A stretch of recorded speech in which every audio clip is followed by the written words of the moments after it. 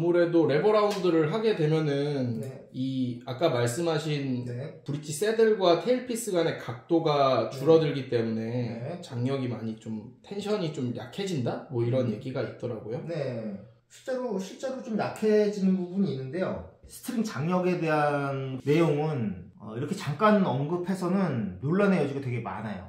왜냐면 이거 전부 다 처음부터 끝까지 100까지 1부터 100까지 다 설명을 해야지 이해가 되는 부분인데 중간에 딱 1부터 20까지만 얘기하고 이게 그런 겁니다라고 얘기하면 누가 그걸 수긍을 하겠어요. 그죠? 레버라운드는 이런 측면, 제가 방금 설명드린 측면에서는 장력이 약해지는 게 맞아요. 하지만 실제로 그게 장력이 그렇게 약해질까요? 레버라운드로 가면 이 브릿지를 다, 이 테일피스를, 스탑 테일피스를 다 낮춰놔도 열로 떨어지게 되잖아요. 그죠? 그럼 각도가 이만큼밖에 안 되죠. 현이 이 브릿지를 누른 힘이 그만큼 약해지는 거죠. 전달력이 떨어져요? 떨어지겠죠? 떨어질까요? 제 생각엔 떨어질 것 같습니다. 여기 걸리는 거랑 여기 다이렉트로 빠져서 올라오는 거랑 둥글게 감겨서 이쪽에서 들어가서 둥글게 감겨서 올라오는 거랑 현 길이가 여기만 따져서 어떤 게 더 길죠? 레버 라운드가 더 기네요. 그죠? 그래서 그 한 가지 사항만 가지고 섣부르게 판단을 하면 안 돼요. 현 길이가 뒤에 이쪽에서 끼어 들어가서 감아 돌아오는 만큼 그만큼 또 장력이 올라가거든요. 실제로 레버 라운드의 그 포지션대로 얘를 올리면은 레버 라운드로 가본 것처럼 장력이 안 나와요. 그거는 직접 해보시면은 바로 아실 거예요. 현 장력을 결정하는 두 가지 요소가 있는데 그 두 가지 요소는 이 각도 그리고 뒤에 전체적인 현의 길이. 단적인 예로 스트렛에다가 1번, 6번에 같은 줄을 끼운 거예요. 그리고 딱 테스트를 해보시잖아요. 그러면은 둘의 소리가 달라요. 지미 핸드릭스처럼. 그렇죠. 그 뉘앙스가 다르단 말이에요. 그래서 리버스 헤드 스트렛이 나오고 그러는 건가요? 리버스 헤드 스트렛이 그래서 일반 스트렛하고 좀 뉘앙스가 다른 부분이 결국은 현 장력에 따른 문제거든요. 그러니까 현 장력을 사실 갖고 놀 줄 알아야 되는데 아니지. 일반인들이 현 장력을 갖고 놀 필요는 없어요. 근데 저는 갖고 놀아야 돼요. 제작자니까. 그래서 현 장력에 대해서는 다 알아야 됩니다. 근데 일반 사람들 뭐 취미로 자기 자가 셋업하는 정도 수준이라면은 뭐 그렇게 심오하게 알 필요는 없고 제가 지금 얘기한 정도만 아셔도 장력을 내 맘대로 세팅할 수 있는 그런 수준은 될 것 같습니다. 많이 해보셔야죠. 스탑 테일피스의 높낮이 때문에 장력이 바뀐다고 했죠. 그러면 이 똑같은 시스템이 여기도 있잖아요. 헤드 쪽에도. 그죠? 헤드 쪽에는 뭘로 할 수 있을까요? 줄을 많이 감으면 될 것 같습니다. 그죠? 네. 요 포지션을 올렸다 내렸다 할 수 있죠. 그럼 각도가 바뀌니까. 네. 두 번째는 뭐가 있냐면요. 이건 이제 셋업에 관한 부분은 아니고요. 너트 제작에 관한 부분인데 그래서 이 너트 홈을 깊이를 얼만큼 가공하냐에 따라서 사실 장력이 많이 바뀌어요. 너트 홈을 좀 높게 가공하면은 당연히 장력이 어떻게 될까요? 세질 것 같습니다. 네. 당연히 장력이 세지겠죠. 왜? 여기에 만약에 똑같이 세 바퀴를 갑니다. 너트가 올라왔다. 그럼 각도가 더 꺾이죠.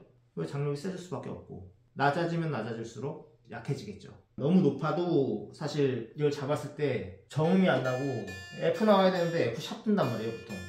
그러니까 높은 음이 뜨지 않게 그 적당한 너트 홈 높이를 가공을 해줘야 되는데 뭐 이거는 사실 일반 사람들 하기는 어렵죠.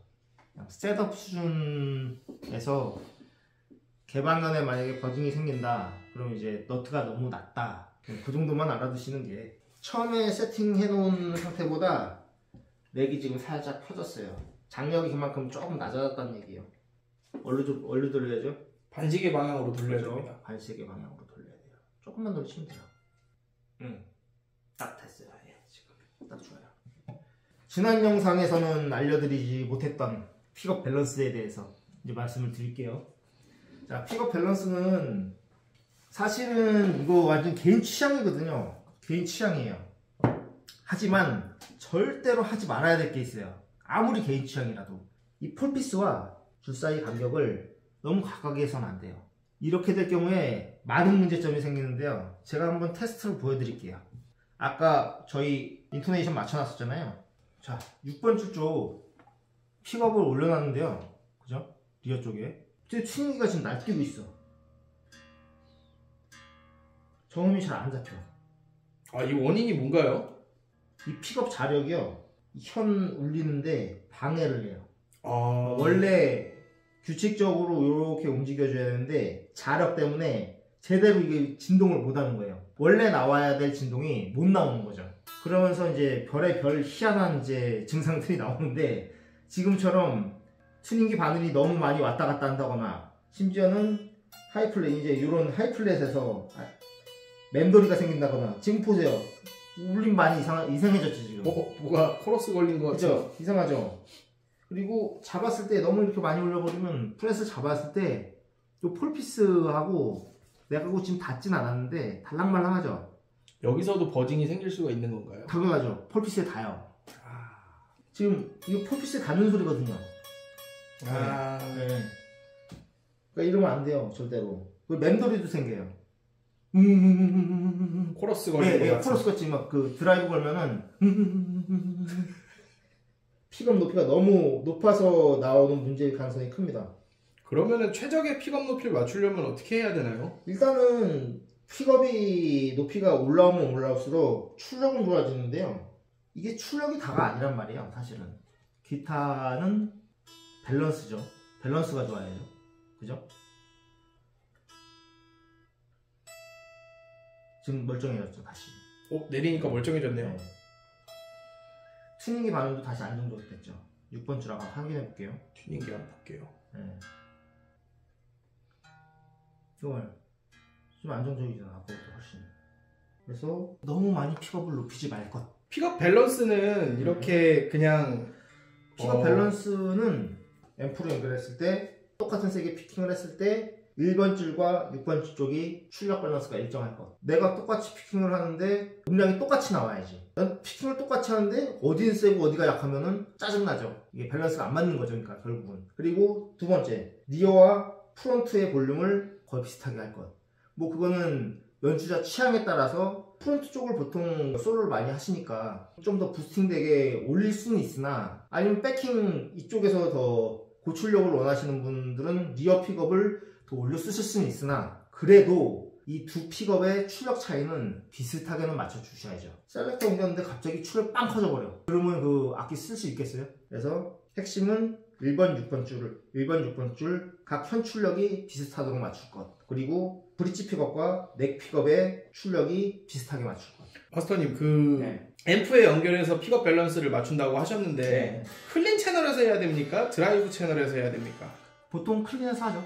왜냐면 드라이브 채널 같은 경우에는 이미 원래 출력에서 부스트 돼서 나오는 소리이기 때문에 정확한 출력을 체크하기가 조금 어려워요. 클린에서 해야 된다? 그러니까 심지어는 클린에서 앞뒤가 잘 안 맞아도 드라이브 걸어버리면은 맞는 경우도 생기거든요. 그러니까 될 수 있으면은 저는 클린에서 맞춰요. 하지만 클린을 거의 안 쓰고 드라이브 톤을 위주로 연주하시는 분들은 드라이브 걸어놓고 맞추시는 것도 방법이죠. 그러니까 이게 정답이 없어요, 사실은.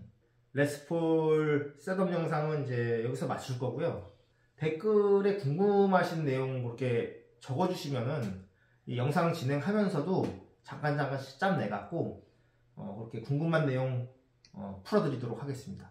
다음에는 뭐 할까? 플로이드 로즈 할까요? 다음에는 플로이드 로즈 할게요. 이거 완전 꿀팁이에요. 플로이드 로즈는 어려워하시는 분들이 많잖아요. 제가 아주 쉽게 풀어드릴 수 있습니다. 영상 기대하시죠. 네, 감사합니다.